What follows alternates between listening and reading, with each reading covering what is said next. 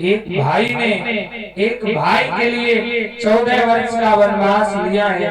एक आज कलयुग है, एक पिता जमीन के ऊपर भाई भाई का मर्डर कर देता है।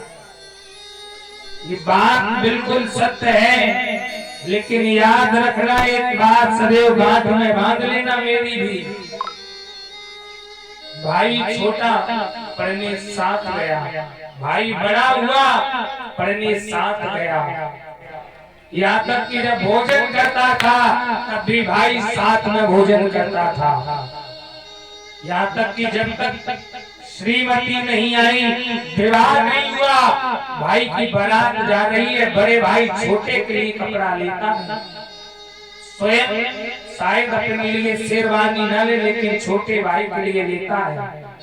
लेकिन जिस समय विवाह होकर के आता है, पत्नी आती है, वही बड़े भाई को छोटे भाई सुहाता नहीं है, छोटे भाई को बड़ा भाई नहीं सुहाता है।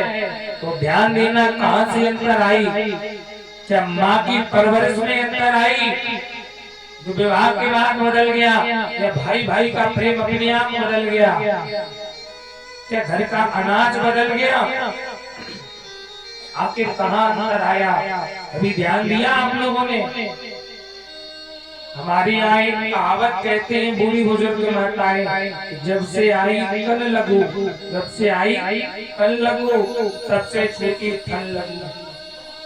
जब से ये कान भरने वाली आ गई, जिसने अपने आंचल के दुग्ध का पान कराया, उस दिन से उस मैया को भूल गए। ध्यान देना, यही तो है चरित्र है, यही तो हमें सिखाता है। 14 वर्ष का वनवास ले लिया राम ने कि मां हम स्वयं विचारा करते थे, थोड़ा सा समय बनों में दे, हम भी जाने दुख ही क्या है, थोड़ा सा समय गरीबी को दे। मां तू कदाचित चिंता ना कर, भरत को राज तिलक करो, मुझे प्रसन्नता होगी। ये है बड़ा भाई राम। एक हम लोग हैं जो कहते हैं कि देखो तुम्हारे भैया इतनी तरक्की कर ली, तुम्हारी मम्मी ने सब बड़े भैया को दे दिया। ध्यान देना, बात कड़वी है। जिस दिन से ये आए, जितने लोग घर में आए, जब से ये भाई साहब की श्रीमती जी घर में आई, उसी दिन से अंतर हो गया। तुमने जाना ही नहीं कि ये मेरा घर है। बात कड़वी है, सत्य है। अगर घर जाओगी, सास को माँ समझोगी, तो सास में तुम्हें बेटी समझ करके सेवा करेगी।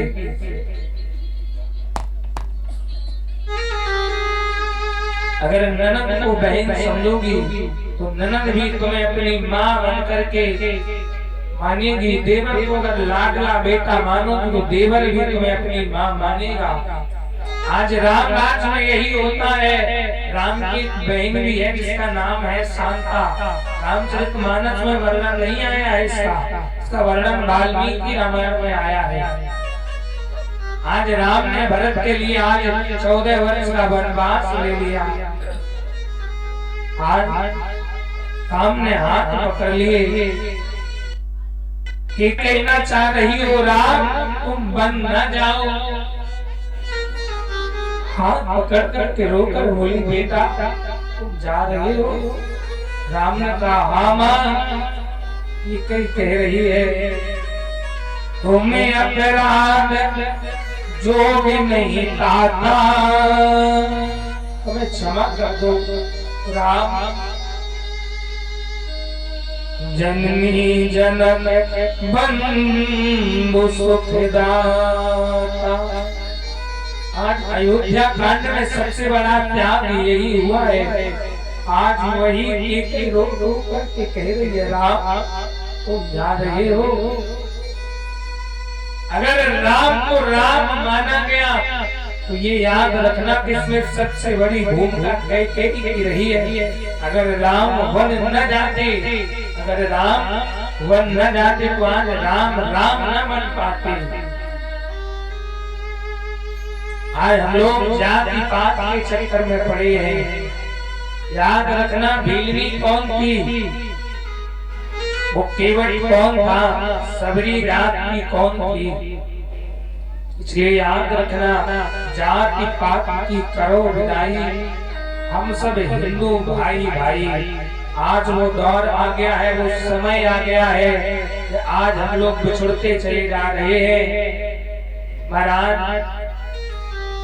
अन्य धर्म वाले लोग कहते हैं हम 7 और हमारे 70, हम 7 और हमारे 70, तो सबके हाथ में 100-100 पत्थर। याद रखना उन्हें बचपन से एक ही ट्रेनिंग दी जाती है, भारत तेरे टुकड़े होंगे इंशाअल्लाह इंशाअल्लाह। केवल एक ही में ट्रेनिंग दी जाती है कैसे भी करके इस भारत को तोड़ा जाए। आज हम देखते हैं गांव-गांव में फूटन हो रही है, घर घर में फूटन हो रही है। हमें मिलकर के रहना चाहिए। प्रत्येक व्यक्ति चाहता है कि राम राज आए, लेकिन राम राज भी तभी आएगा जब अपने घर को आप लेकर के चलेंगे। गांव को कब सुधरेगा? किसी ने कहा है कि आदत बुरी संभाली बस हो गया भजन। आज राम जी को रथ पर बैठाया, जाने लगे।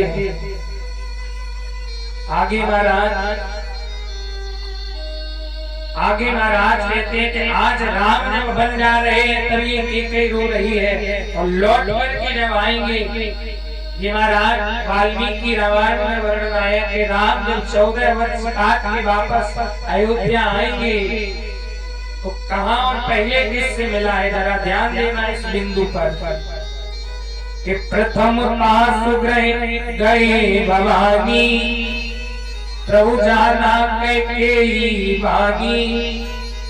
आज राजा दशरथ का मरण हो चुका था।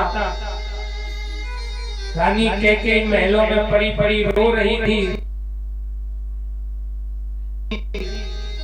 सफाई कर्मचारियों ने कैकेयी के महलों के आगे सफाई करना छोड़ के बड़ी बड़ी झाड़ियां खड़ी हो गई हैं।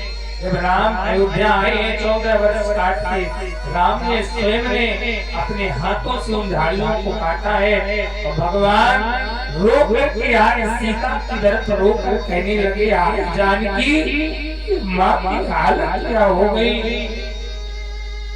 दौड़ करके माँ के पास गए राम, मैया कैकेयी अस्थि मयी कंकाल विहीना, सन्मुख होई कर चोरी रही ना।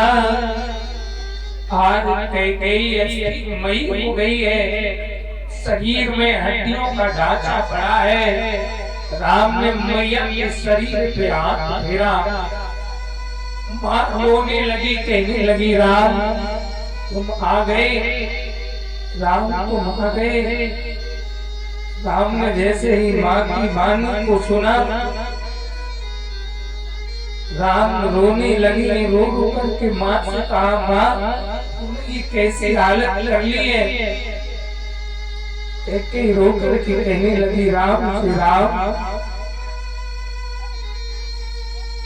लाल ऐसा दिन नहीं गया जिस दिन मैंने तुझे पुकारा ना हो। ये सारी दुनिया मुझे दोष लगाती है, राम को तूने 14 वर्ष वनवास भेज दिया। राम मैं बस मरने वाली हूँ, मरने से पहले बस एक ही बात चाहती हूँ राम, शरीर से जब भी प्राण निकले बस एक बार मेरे भरत के मुख से राम बस माँ सुनवा दे, बस एक बार भरत के मुख से माँ सुनवा दे। राम दौड़े दौड़े गए भरत के पास, भरत नंदी ग्राम में बैठे हैं। राम जाके बोले भैया भरत मैं एक बात मांगू तो मना तो नहीं करोगे। भरत बोले भैया आज प्राण मांग लो, मैं प्राण भी दे दूंगी, लेकिन बस ये मत कहना कि तुम कैकेयी को मां बोल दो। राम गिर पड़े, राम के मुख से हाय निकल रहा है। राम बोले भरत बस एक बार जाकर के कैकेयी को मां बोल दो लाल, एक बार जाकर के कैकेयी को मां बोल दो। कैकेयी पड़ी है, प्राण निकलने के लिए है। आज 14 वर्ष हो गए, कैकेयी ने मां शब्द नहीं सुना। आज भरत जी ने संकल्प ले लिया, मैं कभी मां नहीं कहूंगा। राम वापस आए हैं, मां की हालत को देखा।